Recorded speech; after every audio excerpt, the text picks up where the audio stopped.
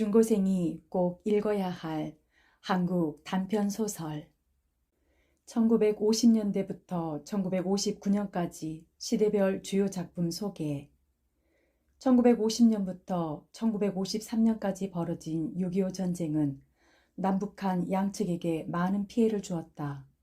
또한 전쟁에 대한 체험은 인간에게 정신적, 육체적으로 씻을 수 없는 상처를 남겼다. 1950년대는 6.25 전쟁을 배경으로 민족 분단의 비극적 상황과 전쟁 후의 가치관 혼란을 형상화한 작품들이 많이 발표되었다. 전후의 혼란으로 야기된 부조리한 상황과 현실 참여 문제가 주로 다루어졌지만 인간의 본질적 문제를 형상화한 순수 소설이 창작되기도 했다. 이 시대 대표적인 작가와 작품으로는 황순원의 독짓는 늙은이, 소나기, 학, 카인의 후예, 오상원의 유예, 죽음의 훈련, 하근찬의 순환이대, 이범선의 항마을 사람들, 오발탄, 안수길의 제3인간형, 북간도, 손창섭의 비오는 날, 잉여시간, 김성한의 바비도, 선우휘의 불꽃, 오영수의 갯마을, 장용학의 요한 시집, 비오는 날, 손창섭. 원군은 비가 오는 날이면 동욱 남매의 음울한 모습이 떠오른다. 동욱은 여동생 동욱이 그린 초상화를 미군 부대에 팔아 생활하고 동욱은 불편한 다리 때문에 세상에 대해 적개심을 가지고 있다. 어느 날 원군은 남매의 집을 찾았다가 그들이 떠났다는 소식을 듣는다. 손창섭의 초기 단편 소설로 6.25 전쟁 직후의 부산을 배경으로 동욱 남매의 절망과 무기력함을 그린다. 이렇게 비 내리는 날이면 원구의 마음은 감당할 수 없도록 무거워지는 것이었다. 그것은 동욱 남매의 음산한 생활 풍경이 그의 뇌리를 영사막처럼 흘러가기 때문이었다. 빗소리를 들을 때마다 원구에게는 을의 동욱과 그의 여동생 동욱이 생각나는 것이었다. 그들의 어두운 방과 쓰러져가는 목조 건물이 비의 장막 저편에 우울하게 떠오르는 것이었다. 비록 맑은 날일지라도 동욱의 온유의 생활을 생각하면 원구의 귀에는 빗소리가 설레고 그 마음구석에는 빗물이 스며 흐르는 것 같았다.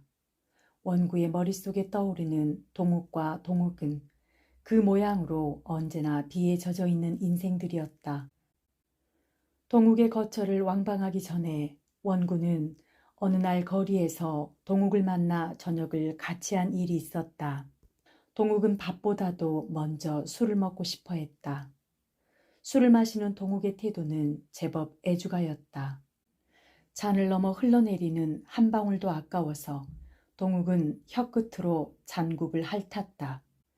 기독교 가정에서 성장했을 뿐 아니라 몇몇 교회에서 단연간 찬양대를 지도해온 동욱의 과거를 원군은 생각하며 요즘은 교회에 나가지 않느냐고 물어보았다.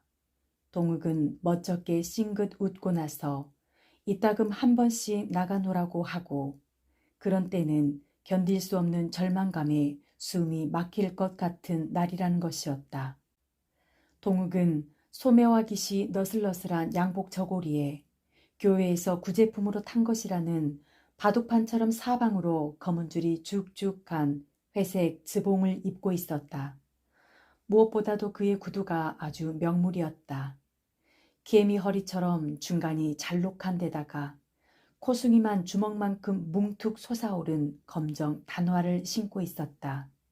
그건 꼭 채플린이나 신음직한 괴이한 구두였기 때문에 잔을 주고받으면서도 원군은 몇 번이나 동욱의 발을 내려다보는 것이었다. 그동안 뭘 하며 지냈느냐는 원구의 물음에 동욱은 끼고 온 보자기를 끄르고 스크랩북을 펴 보이는 것이었다. 몇 장 벌컥벌컥 뒤지는데 보니 서양 여자랑 아이들의 초상화가 드문드문 붙어 있었다. 그 견본을 가지고 미군 부대를 찾아다니며 초상화에 주문을 맞는다는 것이었다. 대학에서 영문과를 전공한 것이 아주 헛일은 아니었다고 하며 동욱은 닝글닝글 웃었다. 동욱의 그 닝글닝글한 웃음을 원군은 이전부터 몹시 꺼렸다. 상대방을 조롱하는 것 같은, 그러면서도 자조적이요 어쩐지 친애감조차 느껴지는 그 닝글닝글한 웃음은 원고에게 어떤 운명적인 중압을 암시하여 감당할 수 없이 마음이 무거워지는 것이었다. 대체 그림은 누가 그리느냐니까. 지금 여동생 동욱이와 둘이 지내는데 동욱은 어려서부터 그림을 좋아하더니 초상화를 곧잘 그린다는 것이다. 동욱이란 원구의 귀에도 익은 이름이었다. 소학교 시절에 동욱이네 집에 놀러가면 그때 대여섯 살밖에 안 되는 동욱이가 귀찮게 졸졸 따라다니던 기억이 새로웠다. 동욱은 그 당시 아이들 사이에 한창 유행되었던 중중 때때중 바람 메고 어디 가나를 부르고 다녔다. 그 사이 20년이라는 세월이 흐르고 보니 동욱의 모습은 전혀 기억도 남지 않았다. 동욱의 말에 의하면 지난번 일사 후퇴 당시 데리고 왔는데 요새 와서는 짐스러워 후회할 때가 있다는 것이었다. 그의 남편은 못 넘어왔느냐니까 뭘 입대 천연대 했다. 지금 몇 살인데 미혼이냐고 묻고 싶었지만 원군은 홍기가 지난 동욱이나 자기 자신도 아직 독신인 걸 생각하고 여자도 그럴 수 있을 거라고 속으로 주걱거리며 그는 입을 다물었다. 동욱의 나이가 지금 25, 6세가 아닐까 하고 원군은 지나간 세월과 자기 나이에 비추어 속 어림으로 따져보는 것이었다. 술에 취한 동욱은 다짜고 원구의 어깨를 한 손으로 투걱거리며 동욱 인연이 정말 가엾어. 암만 생각해도 그 총기며 인물이 아까워. 그런 말을 되풀이하는 것이었다. 그러고는 다시 잔을 비우고 나서 할 수 있나 모두가 운명인 걸 하고 고개를 흔드는 것이었다. 동욱은 머리를 떨어뜨린 채 내가 자네람 주저없이 동욱이와 결혼할 테야. 장담하고 말고 혼잣말처럼 그렇게도 중얼거리는 것이었다. 종잡을 수 없는 동욱의 그런 말에 원구는 무슨 영문인지도 모르면서도 그럴 테지 하며 동욱의 손을 쥐어 흔드는 것이었다. 동욱은 음식집을 나와 헤어질 무렵에 두 손을 원구의 양 어깨에 얹고 자기는 꼭 목사가 되겠노라고 했다. 그것이 자기의 갈 길인 것 같다고 하며 이제 새 학기에는 신학교에 들어가겠다는 것이었다. 어깨가 축 늘어져서 걸어가는 동욱의 초라한 뒷모양을 바라보고 서서 원구는 또다시 동욱의 과거와 그 집안을 그려보며 목사가 되겠노라고 하면서도 술을 사랑하는 동욱을 아껴줘야겠다고 생각하는 것이었다. 그 뒤 원구가 처음으로 동욱을 찾아간 것은 40일이나 계속된 긴 장마가 시작된 어느 날이었다. 동네 종점에서 전차를 내리자 동욱이가 쪽지에 그려준 약도를 몇 번이나 펴보며 진득진득 걷기 힘든 비탈길을 원구는 조심히 걸어 올라갔다. 비는 여전히 줄기차게 내리고 있었다. 우산을 받기는 했으나 비가 후려치고 흙탕물이 뛰고 해서 정강이 밑으로는 말이 아니었다. 동욱이가 들어있는 집은 인가에서 뚝 떨어져 외따로이 서 있었다. 낡은 목조 건물이었다. 한 귀퉁이에 버티고 있는 두 개의 통나무 기둥이 모로 기울여지려는 집을 간신히 지탱하고 있었다. 기와를 얹은 지붕에는 두세 군데 잡초가 반길이나 무성해 있었다. 나중에 들어 알았지만 외정 때는 무슨 요양원으로 사용되어 온 건물이라는 것이었다. 전면은 본시 전부가 유리 창문이었는데 유리는 한 장도 남아있지 않았다.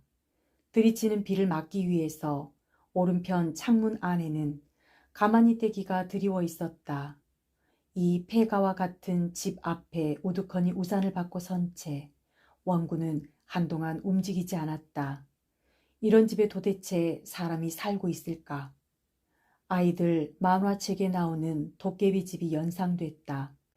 금시 대가리에 뿌리 돋은 도깨비들이 방망이를 들고 쏟아져 나올 것만 같았다. 이런 집에 동욱과 동욱이가 살고 있다니 원구는 다시 한번 쪽지에 그린 약도를 펴보았다. 이 집임에 틀림없었다. 개천을 끼고 올라오다가 그 개천을 건너선 왼쪽 산비탈에는 도대체 집이라고는 이 집 한 채뿐이었다. 원구는 몇 걸음 다가서며 말씀 좀 묻겠습니다 하고 인기척을 냈다. 안에서는 아무런 응답이 없었다. 원구는 같은 말을 또 한 번 되풀이했다. 그래도 잠잠하다. 차차 거세지는 빗소리와 도랑물 소리뿐 황폐한 건물 자체가 그대로 주검처럼 고요했다. 원구는 좀 더 큰 소리로 안녕하십니까 하고 불러보았다. 원구는 제 소리에 깜짝 놀랐다. 목에 엉켰던 가래가 풀리며 탁 터져나오는 음성이 예상외로 컸던 탓인지 그것은 마치 무슨 비명처럼 들리었기 때문이다. 그러자 문 안에 친 거적 귀퉁이가 들썩하며 백지에 먹으로 그린 초상화 같은 여인의 얼굴이 나타난 것이다. 살결이 유달리 희고 눈썹이 남보다 검은 그 여인은 원구를 내다보며 좀처럼 입을 열지 않았다. 저게 동옥인가 보다고 속으로 생각하며 여기가 김동욱 군의 집이냐는 원구의 물음에 여인은 말없이 약간 고개를 끄덕여 보였을 뿐이다. 눈썹 하나 까딱하지 않는 그 태도는 거만해 보이는 것이었다. 동욱군 어디 나갔습니까? 하고 재차 묻는 말에도 여인은 먼저처럼 고개만 끄덕했다. 그러고 나서 원구를 노려보는 듯하는 그 눈에는 까닭 모를 모멸과 일종의 반항적 태도까지 서려 있는 것이었다. 여인은 혹시 자기를 오해하고 있지 않나 싶어 정원구라는 이름을 밝히고 나서 동욱과는 수학교에서 대학까지 동창이었다는 것과 특히 소학 시절에는 거의 날마다 자기가 동욱이네 집에 놀러 가거나 동욱이가 자기네 집에 놀러 왔다는 것을 설명해 주었다. 그래도 여인의 표정에는 별다른 변화가 없었다. 원구는 한층 더 부드러운 음성으로 혹시 동욱군의 여동생 아니십니까? 동욱이라고 하고 물었다. 여인은 세 번째 고개를 끄덕여 보인 것이다. 그리고 비로소 그 얼굴에 조소를 품은 우울한 미소가 약간 어리는 것이었다. 동욱이 어디 갔느냐니까 그제야 모르겠는데요 하고 입을 열었다. 꽤 맑은 음성이었다. 그러면 언제 들어올지 모르겠군요 하니까 이번에도 동욱은 머리를 끄덕이는 것이었다. 무례한 동욱의 태도에 불쾌와 후회를 느끼면서 원구는 발길을 돌이키는 수밖에 없었다. 동욱이가 돌아오거든 자기가 다녀갔다는 말을 전해달라고 이르고 돌아서는 원구에게 동욱은 아무러한 인사도 하지 않았다. 물탕에 젖어 꿀쩍거리는 신발 속처럼 자기의 머리는 어쩔 수 없는 우울함에 잠복 젖어 있는 것이라고 공상하며 원구는 호박덩굴 우거진 쇳뚝길을 걸어 나갔다. 그 무거운 머리를 지탱하기에는 자기의 목이 지나치게 가는 것 같이 여겨졌다. 그것은 불안한 생각이었다. 얼마쯤 가다가 원구는 별 생각 없이 걸음을 멈추고 뒤를 돌아보았다. 안개비 속으로 바라보이는 창연한 건물은 금방 무서운 비명과 함께 모로 쓰러질 것만 같았다. 자기가 발길을 돌리자 아마 쓰러질지도 모른다는 생각에 이제나 저제나 하고 집을 지켜보고 섰던 원구는 흠칫 놀라듯이 몸을 떨었다. 창문 안에 들이운 거적을 캔버스 삼아 그림처럼 선명히 떠올라 있는 흰 얼굴이 눈에 띄었기 때문이었다. 그것은 동욱의 얼굴임에 틀림없었다. 어쩌자고 동욱은 비 뿌리는 창문에 붙어서서 저렇게 짓궂게 나를 바라보고 있는 것일까? 어려서 들은 여우가 사람을 홀린다는 얘기가 연상되어 전신의 오한을 느끼며 발길을 돌이키는 원구의 눈앞에 찢어진 지우산을 받고 다가오는 사나이가 있었다. 다행히도 그것은 동욱이었다. 장거리를 사러 잠깐 나갔다가 오노라는 동욱은 푸성 귀며 생선 토막이 들어있는 저잣구럭을 한 손에 들고 있었다. 이 먼 데를 비 맞고 왔다가 그냥 돌아가는 법이 있느냐고 하며 동욱은 원구의 손을 잡아 끄는 것이었다. 말할 기력조차 잃은 사람처럼 원구는 묵묵히 뒤를 따라갔다. 좀 전에 동욱의 수수께끼 같은 태도는 더욱 이해할 수 없는 무거운 그림자가 되어 원구의 머리를 뒤집어 씌우는 것이었다. 동욱에게 재촉을 받고 방 안에 들어서는 원구를 동욱은 반항적인 태도로 힐끔 쳐다보는 것이었다. 물론 일어서거나 옮겨 앉으려고도 하지 않았다. 비 오는 날인데다가 창문까지 거적대기로 가리어서 방 안은 굴속같이 침침했다. 다다미 8장 깔리는 방 안은 다다미 위에다 시멘트 종이로 장판 바른 듯한 것이었다. 한편 천장에서는 쉴 사이 없이 빗물이 떨어졌다. 빗물 떨어지는 자리에 바켓스가 놓여 있었다. 촐랑촐랑 쪼르륵 촐랑. 빗물은 이와 같은 연속적인 음향을 남기며 바켓스 안에 가 떨어지는 것이었다. 무덤 속 같은 이 방 안의 어둠을 조금이라도 구해주는 것은 그래도 빗물소리뿐이었다. 그러나 그 빗물소리마저 바켓스의 차츰 물이 늘어갈수록 우울한 음향으로 변해가는 것이었다. 동욱은 별로 원구와 동욱을 인사시키거나 소개하려 하지 않았다. 동욱은 젖은 옷을 벗어서 걸고 러닝셔츠와 팬츠바람으로 식사 준비를 할 테니 잠깐만 앉아있으라고 하고 부엌으로 나가는 것이었다. 부엌이라야 따로 있는 것이 아니라 비어있는 옆방이었다. 다다미는 걷어서 벽 한 구석에 기대어 놓아 장판뿐인 실내에는 여기저기 빗물이 오줌발처럼 쏟아졌다. 거기에는 취사 도구가 너저분하니 널려 있는 것이었다. 연기가 들어간다고 사인문을 닫아버리고 나서 동욱은 풍로에 불을 피우느라고 부채질을 하며 야단이었다.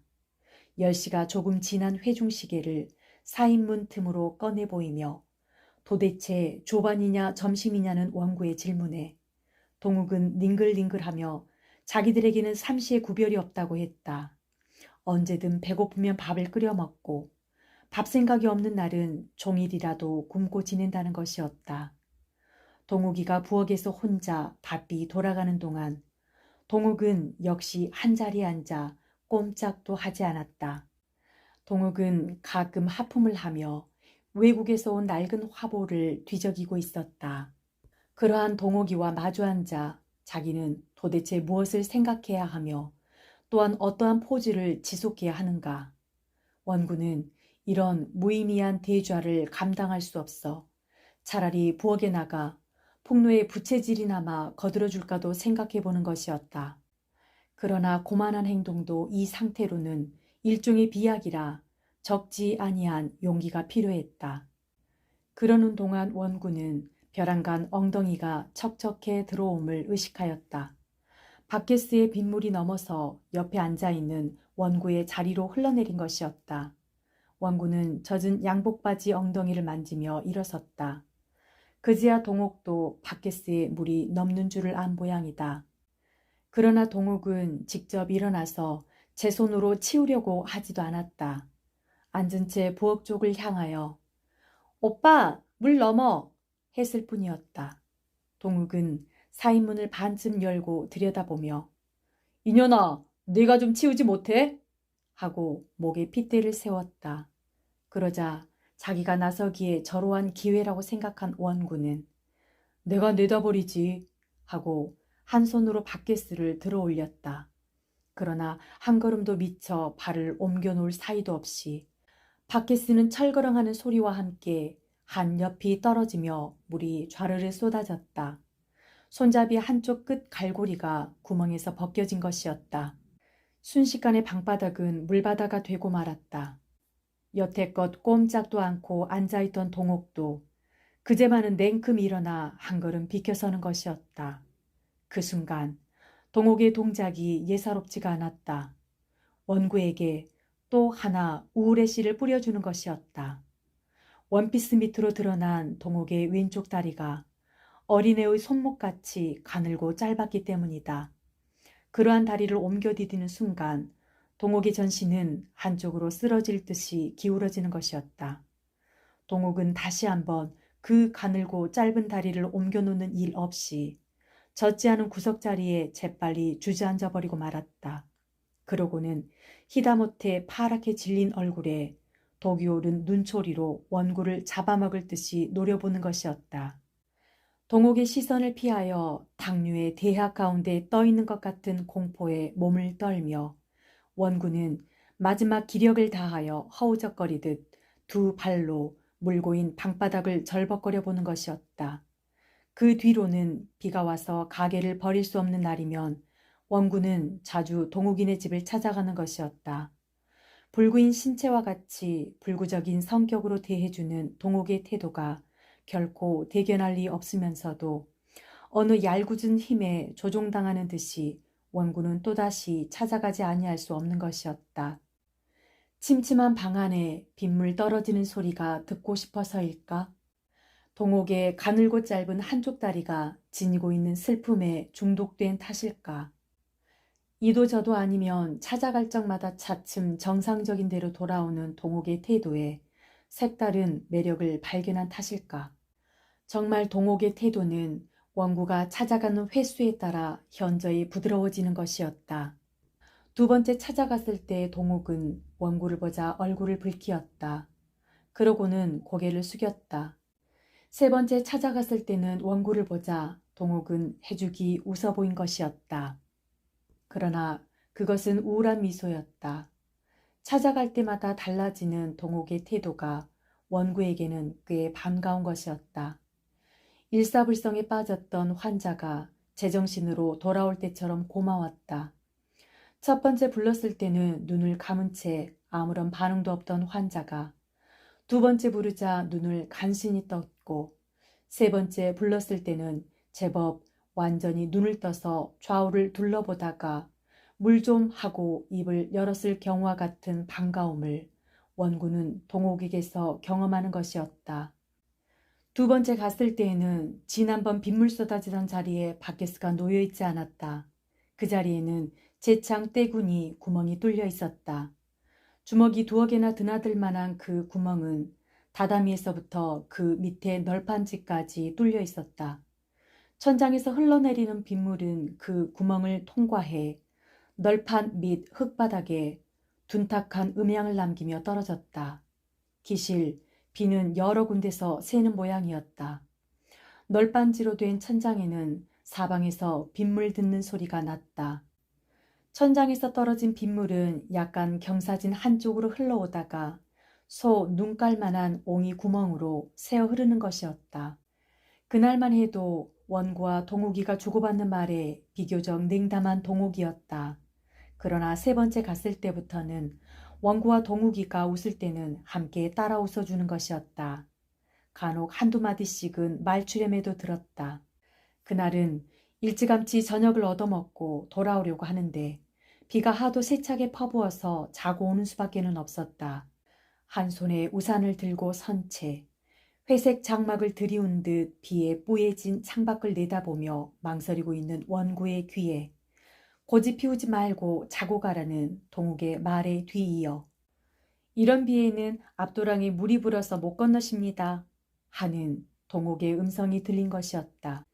그날 밤 비로소 원구는 가벼운 기분으로 동욱에게 말을 걸 수가 있었던 것이다. 언제부터 그림 공부를 했느냐니까 초상화 따위가 뭐 그림인가요 하고 그 우울한 미소를 지어 보이는 것이었다. 원구는 동옥의 상처를 건드릴 만한 말은 일절 꺼내지 않았다. 어렸을 때 얘기가 나와서 어딜 가나 강아지 새끼처럼 쫓아다니는 동옥이가 귀찮았다는 말을 하고 중중 떼떼중을 자랑스레 부르고 다녔다니까 동옥의 눈이 처음으로 티 없이 빛나는 것이었다. 갑자기 동욱이가 중중 떼떼중 하고 부르기 시작하자 동옥도 가느다란 소리로 따라 부르는 것이었다. 노랫소리가 그치고 나니 방 안에는 빗물 떨어지는 소리가 유달리 크게 들렸다.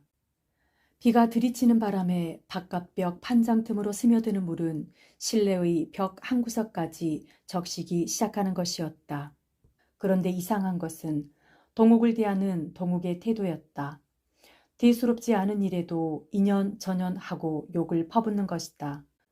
부엌에서 들여보내는 음식 그릇을 한 손으로 받는다고 해서 이년아 한 손으로 그러다가 또 떨어뜨리고 싶으냐 하고 눈을 흘겼고, 남포에 불을 켜는데 불이 얼른 댕기지 않아 성냥개비를 2개비째 꺼내려니까 저녀는 밥 처먹고 불도 하나 못 켜 하고 노려보는 것이었다. 그럴 때마다 동욱은 말없이 마주 눈을 흘겼다. 빨래와 바느질만은 동욱의 책임이지만 부엌 일은 언제나 동욱이가 맡아 한다는 것이었다. 동욱이가 변소에 간 틈에 될 수 있는 대로 위로해 주지 않고 왜 그리 사납게 구느냐니까. 병신 고운 데 없다고 그년 맘 쓰는 게 모두가 틀렸다는 것이다. 우선 그림값만 하더라도 얼마 전까지는 받아오면 반씩 꼭 같이 나눠 가졌는데 근자에 와서는 동욱을 신용할 수가 없다고 대소에 따라 한 장에 얼마씩 또박또박 성금을 받고야 그려준다는 것이었다.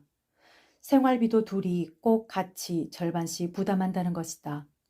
동욱은 자기가 병신이기 때문에 부모 말고는 자기를 거두어 오래 돌봐줄 사람이 없으리라는 것이다. 오빠도 언제든 자기를 버릴 것이 아니겠느냐. 그렇기 때문에 자기는 자기대로 약간이라도 밑천을 장만해 두어야 비참한 꼴을 면하지 않겠느냐고 한다는 것이었다. 그러한 동욱의 심중을 생각할 때 헤어져 있으면 몹시 측은하기도 하지만 이상하게 남만 대하면 왜 그런지 안 그러리라 하면서도 동욱은 자꾸 화가 치민다는 것이다. 동욱은 불을 끄고는 외로워서 잠을 이루지 못한다고 했다. 반대로 동욱은 불을 꺼야만 안심하고 잠을 들 수가 있다는 것이었다. 동욱은 어둠만이 유일한 휴식이노라 했다. 낮에는 아무리 가만하고 앉았거나 누워 뒹굴어도 걸레처럼 전신에 배어있는 피로가 가시지 않는다는 것이었다. 그러한 동욱은 심지를 낮추어서 아랑시나니 켜놓은 불빛에도 화를 내어 이년아 아주 꺼버리지 못해 하고 소리를 질렀다. 동욱은 손을 내밀어 심지를 조금 더 낮추었다. 그러고 나서 누가 데려오랬나 차라리 어머니하고 거기 있을 걸 괜히 왔지 하고 쫑알대는 것이었다.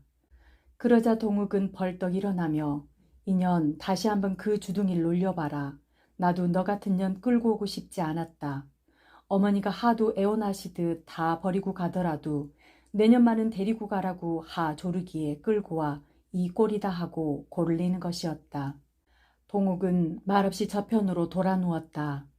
어렴풋이 불빛이 있음에도 불구하고 어둠이 가슴을 내리 누르는 것 같아서 원구는 오래도록 잠을 이룰 수가 없었다. 동욱도 잠이 안 오는 모양이었다. 동욱 역시 필경 잠이 들지 않았으련만 죽은 듯이 가만하고 있었다. 후드득 후드득 유리 없는 창문으로 들이치는 빗소리를 들으며 40주야를 비가 퍼부어서 산꼭대기에다 배를 묶어둔 노안의 가족만이 남고 이 세상이 전멸을 해버렸다는 구약 성경에 나오는 대홍수를 원구는 생각해 보는 것이었다. 그러다가 어렴풋이 잠이 들려고 하는 때였다. 커다란 적선으로 생각하고 동욱과 결혼할 용기는 없는가 하는 동욱의 음성이 잠꼬대같이 원구의 귀를 스쳤다. 원구는 눈을 떴다. 노려보듯이 천장을 바라보며 그는 반드시 누워 있었다. 동욱의 입에서 다시 무슨 말이 흘러나올지도 모른다는 긴장을 느끼면서 그러나 동욱은 아무 말이 없었다. 빗물 떨어지는 소리만이 여전히 계속되고 있을 뿐이었다. 원구가 또다시 간신히 잠이 들락할 때였다. 발치 쪽에서 빠드득 빠드득 하는 이상한 소리가 났다. 원구는 정신을 바짝 차리고 귀를 채웠다. 뱀에게 먹히는 개구리 소리 비슷한 그 소리는 뒷벽 쪽에서 들리는 것이었다. 원구는 이번에는 상반신을 일으키고 앉아 귀를 기울이는 것이었다. 그 바람에 동욱이도 눈을 떴다. 저게 무슨 소리냐고 한즉 뒷방의 계집애가 자면서 이 가는 소리라는 것이었다. 이 뒷방에도 사람이 사느냐니까. 육순이 넘은 노파가 12살 먹은 손녀를 데리고 산다고 했다. 그 노파가 바로 이 집 주인인데 전차 종점 나가는 길목에 하코방 가게를 내고 담배, 성냥, 과일, 사탕 같은 것들을 팔아서 근근히 생활해 가고 있다는 것이었다. 뒷집 소녀는 잠만 들면 반드시 일을 간다는 것이었다. 동욱도 처음 며칠 밤은 그 소리에 골치를 앓았지만 요즘은 습관이 되어 괜찮다고 했다. 이러한 방에서 빗물 떨어지는 소리와 이 가는 소리를 듣고 지내면 아무라도 신경과민이 될 것이라고 생각하며 원구는 좀 전에 동욱이가 잠꼬대처럼 한 말의 의미를 되새겨보는 것이었다. 4, 5일 지나서였다. 오래간만에 비가 그치고 제법 날이 환해져서 잡화를 가득 버려놓은 리어카를 지키고 섰노라니까 다 저녁 때 원구의 어깨를 툭 치는 사람이 있었다. 동욱이었다. 그는 역시 소매와 깃이 다 처진 저고리와 검은 줄이 간 회색 지봉을 입고 있었다. 옷이라고는 그것밖에 없는 모양이라 비에 젖은 것을 그냥 짜서 말리고 내서 여기저기 구김살이 져 있었다. 그보다도 괴이한 채플린식의 검정 단화의 주먹 같은 코숭이가 말이 아니었다. 장화대용으로 진창을 막 밟고 다녀서 온통 흙투성이었다. 그러한 동욱의 꼴에 원구는 이상하게 정이 갔다. 리어카를 주인집에 가져다 맡기고 와서 저녁을 같이 하자고 원구는 동욱의 손을 끌었다. 동욱은 밥보다도 술 생각이 더 간절하다고 했다. 두 가지 다 먹을 수 있는 집으로 원구는 동욱을 안내했다. 술이 몇 잔 들어가 얼근해지자 동욱은 초상화 주문돌이를 폐업해놓으라고 했다.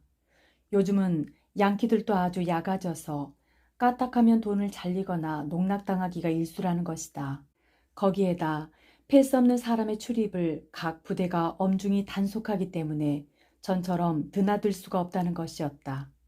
며칠 전에는 돈 받으러 몰래 들어갔다가 순찰 장교에게 걸려서 하룻밤 먼키 하우스에 신세를 지고 나왔다는 것이다.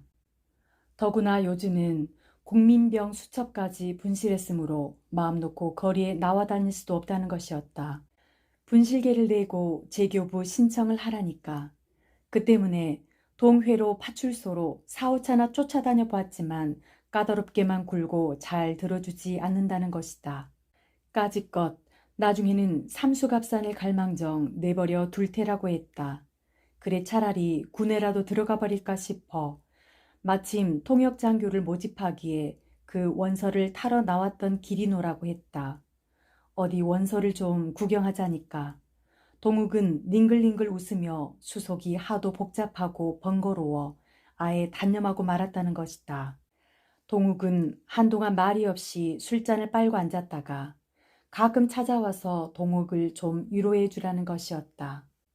세상 사람들이 모두 자기를 조소하고 멸시한다고만 생각하고 있는 동욱은 맑은 날일지라도 일절 바깥 출입을 않고 두더지처럼 방에만 처박혀 산다는 것이다. 그리고 모든 사람에게 반감을 품고 산다는 것이다. 그러한 동욱도 원구만은 자기를 업신여기지 않고 자연스레 대하여 준다고 해서 자주 찾아와 주기를 여간 기다리지 않는다고 했다. 초상화가 팔리지 않게 된 다음부터는 동욱은 초조와 불안 속에서 한층 더 자신의 고독을 주체하지 못해 쩔쩔 맨다는 것이었다. 동욱은 그러한 동욱이가 최근에 못 견디겠노라고 했다. 언젠가처럼 내가 자네람 동욱이와 결혼할 테야. 암 하고 말고 하고. 동욱은 고개를 주걱거리는 것이었다. 술집을 나와 동욱은 이번에도 원구의 손을 꼭 쥐고 자기는 기어코 목사가 되겠노라고 했다. 동욱을 위해서나 자기 자신을 위해서나 그것만이 이 무거운 짐을 조금이라도 덜 수 있는 유일한 길인 것 같다는 것이었다.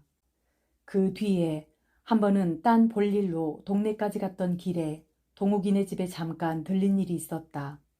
역시 그날도 장마는 구질구질 계속되고 있었다. 우산을 접으며 마루에 올라서도 동욱만이 머리를 내밀고 맞아줄 뿐 동욱의 기척이 없었다.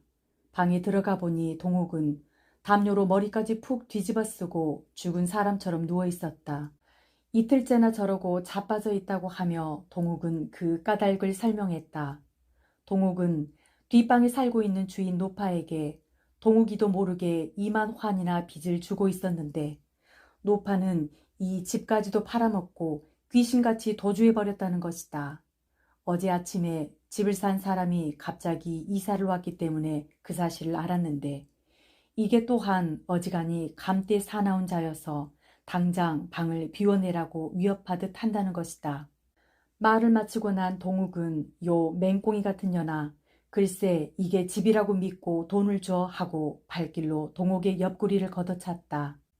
이년아 2만 환이면 구하로 얼만 줄 아니? 200만 환이야. 내 돈을 내가 떼었는데 오빠가 무슨 상관이냐고. 그래 내가 없으면 내년이 굶어 죽지 않고 살 테냐. 너 같은 병신이 단 한 달을 동력으로 살아? 동욱은 다시 생각해도 악이 받치는 모양이었다. 원구를 위해 동욱은 초밥을 만든다고 분주히 부엌으로 들락날락했으나 원구는 초밥을 얻어먹자고 그러고 앉아 견딜 수는 없었다. 그보다도 동욱이 이틀 동안이나 아무것도 먹지 않고 저러고 누워있다고 하니 혹시 동욱이가 잠든 틈에라도 몰래 일어나 수면제 같은 것을 먹고 죽어있지나 않는가 싶어 불안한 생각이 솟았다. 원구는 조금이라도 더 앉아 견디기가 답답해서 자리를 일어서며 아무래도 방을 비워주어야 하겠거든 자기도 어디 구해보겠노라고 하니까 동욱이가 인감하는 데를 싫어하기 때문에 이 근처에다 외딴 집을 구하는 수밖에 없다는 동욱의 대답이었다. 그 뒤로는 원구도 생활에 위협을 느끼기 시작했다. 한 달 가까이나 장마로 놀다 보니 자연 시원치 않은 장사미천을 그럭저럭 축내게 된 것이다. 원구가 얻어있는 방도 지루한 비에 습기로 눅눅해졌다. 벗어놓은 옷가지며 이부자리에까지도 곰팡이가 끼었다. 그의 마음속까지 곰팡이가 스는 것 같았다. 이런 날, 이런 음산한 방에 처박혀 있자니 동욱과 동욱의 일이 자연 무겁고 우울하게 떠오르는 것이었다. 점심때가 되어서 원구는 퍼붓는 비를 무릅쓰고 집을 나섰다. 오늘은 동욱이와 마주 앉아 곰팡이 쓴 속을 씻어내리며 동욱이도 위로해 줘야겠다고 생각하고 원구는 술과 통조림을 사들고 찾아갔다. 낡은 목조 건물은 전과 마찬가지로 금방 쓰러질 듯 빗속에 서 있었다. 유리 없는 창문에는 거적도 그대로 드리워 있었다.